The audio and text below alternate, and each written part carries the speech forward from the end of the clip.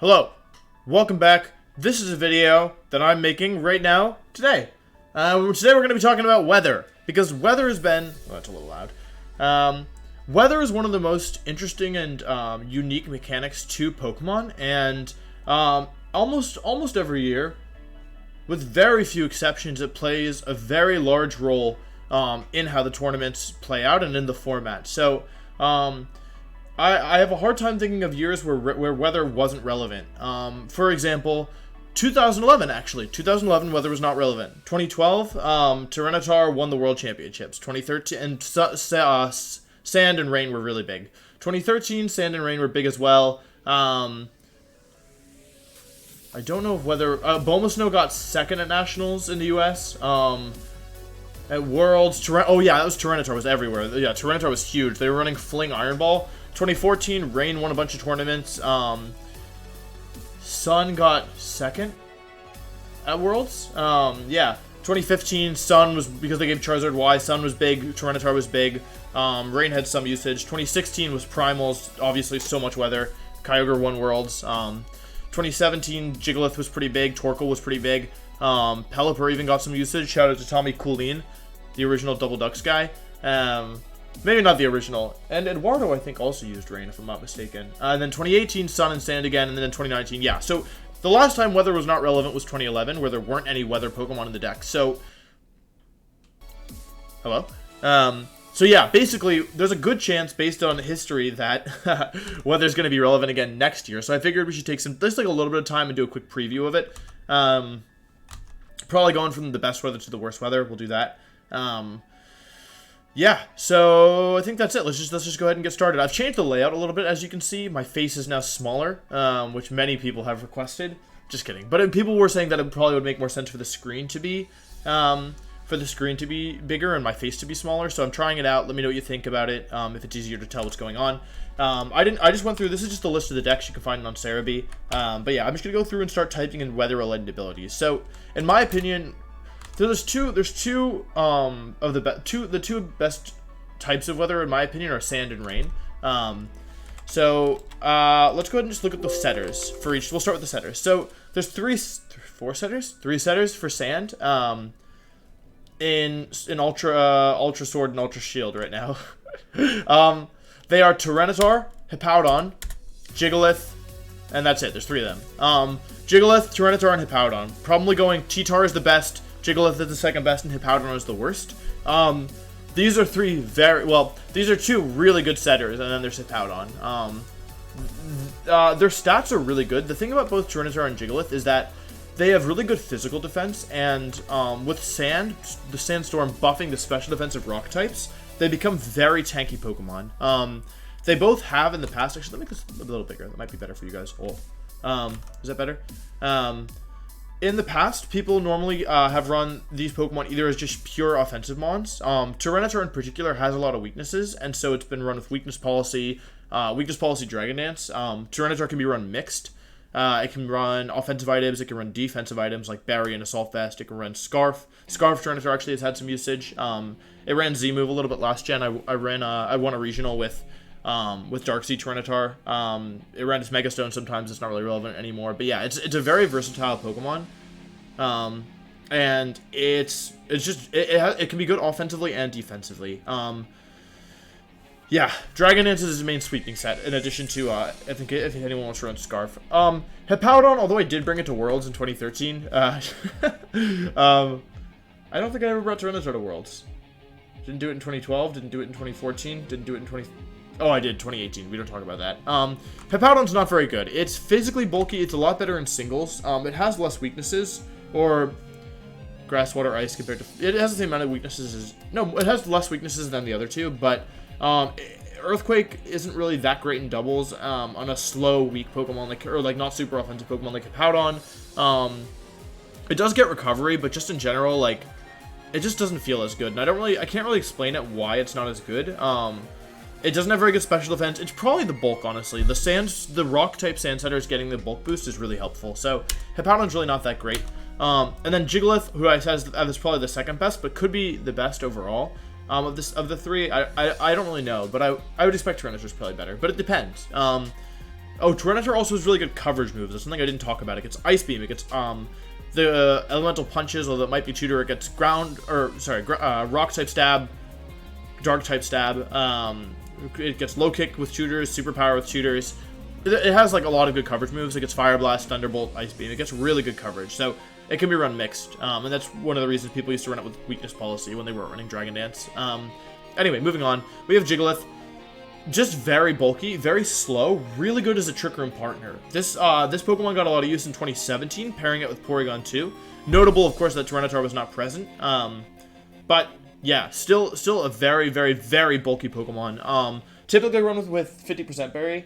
But yeah, has a lot of room for development here. Gets some decent coverage move. Gets Stone Edge, gets Earthquake, gets Heavy Slam. Probably not going to run special with this Pokemon, but yeah. And then for Sand support, let's look at Sand Rush. I don't think they're actually... So there's currently no Sand Rush Pokemon confirmed in the dex. Sorry, you can't see my my searching, but there's no Sand Rush Pokemon confirmed in the dex. Sand Force, we've got Dugtrio and Gastrodon, and Hippowdon and Gigalith, but honestly, none of those are really worth talking about, in my opinion. Dugtrio doesn't have very good stats. Much better in singles than doubles. Gastrodon, if you have Gastrodon on a Sand team, you're going to be running Storm Drain, so it's not really worth using. And both the Sand setters probably are going to be using Sandstream instead of Sand Force. So that's your preview at Sand. Next up, we have Rain. Currently, there's only one setter, but apparently someone told me that Politoed was confirmed. It's not confirmed because it's not in Cerebi, but apparently there are Politoed t-shirts in the game, which very heavily imply, or Poliwag t-shirts in the game, which very heavily imply that Politoed's in the dex. Pelipper is not very good, but some people would beg to differ. Sorry, I don't think Pelipper is very good. However, it had a good run in 2017, even when Politoed was legal. One of Pelipper's main advantages is it lets you play a more aggressive form of the Rain playstyle. Specifically because Pelipper gets Tailwind, and on a Rain-centric playstyle, that's a very powerful tool. Pelipper normally runs Protect, Tailwind, Scald, and Hurricane. Water and Flying is pretty good offensive coverage, with Flying hitting the grass types that Water is not effective against, and still just being a powerful move that can confuse. You don't want to mess around with confusion in general, especially in VGC where you have less turns overall. Another interesting thing about all weathers is that the weather war intensifies now, in my opinion, if you have a weather-centric team, because your weather setters, Pelipper, Tyranitar, Torkoal, Abomasnow, can all now reset their own weather using max moves, which is a video I was talking about yesterday, so go check that out. Maybe yesterday. At some point, I was talking about max moves and their ability to set weather and as well as other things. So yeah, go check that out if you're interested. But yeah, basically, so, you know, if you're a Pelipper and you're up against a Tyranitar team, and they don't have Tyranitar on the field, and you expect them to switch it in, you could also max your Pelipper, Dynamax your Pelipper, and then go for Scald, which turns into Max Downpour, or whatever the heck it is. Max Get Soaked, boy, and yeah, reset the Rain on your own. So that's a big tool of weather in this generation, like a very important tool that shouldn't be overstated, like shouldn't be understated. Pelipper, like I said, Tailwind setter, not very bulky, decent offensively, not great. Wouldn't be good if it weren't for Drizzle. That is the only Drizzlemon currently in the dex. In terms of Swift Swim, Seaking, probably not good. If you're running Seaking on a Rain team, you probably want Lightning Rod, but maybe it could be good in certain situations. Quillfish is actually a Pokemon that I think in some scenarios could be okay. Like, as fairies pick up, I don't know, like something just says in my heart that Quillfish could be good. So, don't really have much to say about it. Mantine, probably not very good. This is the good one, Ludicolo. Ludicolo, very good on Rain teams. In 2014, it was run with Assault Vest. It can be run offensively or defensively. It does pretty well at both. It gets Fake Out. That's really huge. Man, I feel like Dynamax Ludicolo is just, like, sick. Can't wait to do that. But yeah, Ludicolo, strong Pokemon. Bulky, but has good, like, Ice, Water, Grass it normally runs. Ice Beam, Hydro Pump or Scald, Giga Drain, or Energy Ball, and then Fake Out. It has a little bit of 4-move slot syndrome, but not too bad. It's a good Rain sweeper. It's not amazing. It depends on the type of Rain you like to play it. It functions better on defensive hybrid Rain, which is more my style of Rain, than it does on hyper offensive Rain. But since Z moves have been removed, I'm not sure exactly how. Since Z moves have been removed, I'm not sure exactly like how hyper offensive Rain is going to function. Maybe with choice specs. Maybe you do something with choice specs. Anyway, one of the big Rain sweepers missing is Kingdra. One of the big Sand sweepers missing is Excadrill. Actually, all the Sand sweepers are missing, but that's okay because like sand isn't really, sand doesn't, like rain relies more on sweeping, but sand is not, it's not exactly the same kind of thing. Like you can have Excadrill, but you don't need it. I think that's it for Swift Swim. Sorry, blah blah blah blah. Ludicolo. Oh, Seismitoad's actually pretty good as well. Seismitoad's a more offensive sweeper. So, yeah, Seismitoad, another good, like, rain sweeper. Other rain abilities, Hydration is worth noting. I think Goodra's in the dex. Lapras is actually pretty good. I don't know if you run on a rain team, but it's pretty good. And Goodra actually, I think, could be good. What the heck? Goodra is actually really interesting on a rain team because it provides unique coverage. Resistance to electric is really big. Having fire type attacks, having electric type attacks is really good. Just like very good coverage. Could run poison moves as well for grass types, and then with rest you could in theory heal up and then immediately wake up. So it's kind of finicky, but it could work. And then last up is Dry Skin for rain.